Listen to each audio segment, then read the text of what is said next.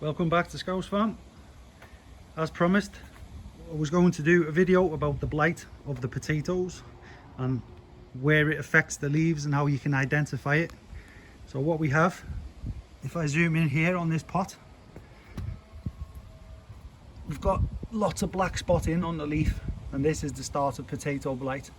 So I've left this one so you can see how bad it gets. So basically it's a bacterial infection that spreads throughout the leaves and into the tubers if it's left on the leaves for too long.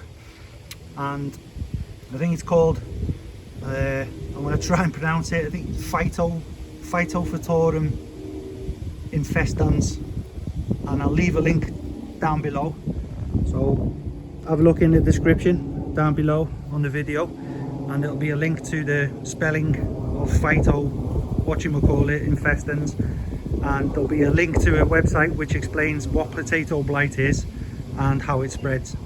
But as you know, we've had not much of a summer up to now. The weather has been terrible. It's been raining most of the time, high winds, and where the spores spread, all of the wet leaves are perfect for the fungal blight to keep spreading. But strangely, or maybe as a result of poor seed potatoes, the only ones that are affected are the ones that I got from one particular garden centre. So all these at the front which have blight on the leaf, these were all bought from one place, and you'll see there's 4 out the back. Look at the health of these ones.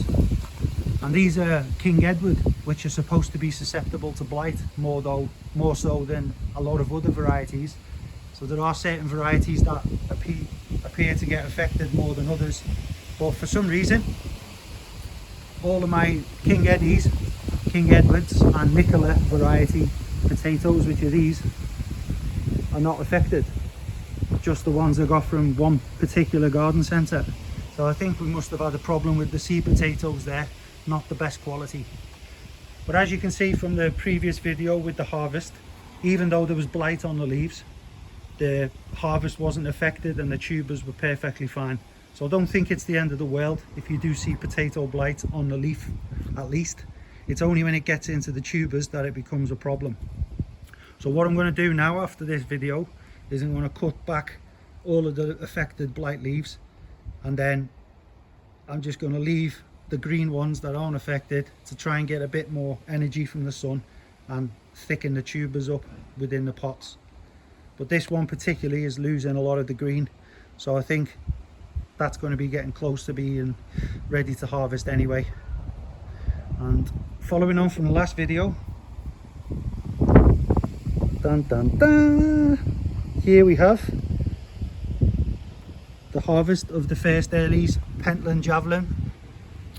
And as you can see, we've got some very healthy, solid, large potatoes which will be good for roasting, and we've got a few tiddlers, a little bit of small fry that are great for boiling up quickly, and a bit of butter, and they're great in little salads or potato salads. So all of this, which again was just the first harvest, came out of this one pot, which shows what can be done. And wait till you see some of the other ones when I leave them to get a bit thicker. There'll be quite a few spuds in them containers, even more so than the ones that have just been pulled out here. And you can tell that earlies are new potatoes by the skin is really thin. So there's a good example. You can see there that the skin's peeling because it's still thin. They haven't had time to harden off and the skin to get thicker. So that's why they're more like new potatoes, and they're good for making salads. They boil up well and they also mash well. But again, I prefer roasted potatoes, so I use them mainly on Sunday roasts. So there you go. A little bit about potato blight and a little look at the bountiful harvest of Pentland Javelin first early potatoes. Thanks again for watching. Please like and subscribe if you haven't already, and I'll see you again soon.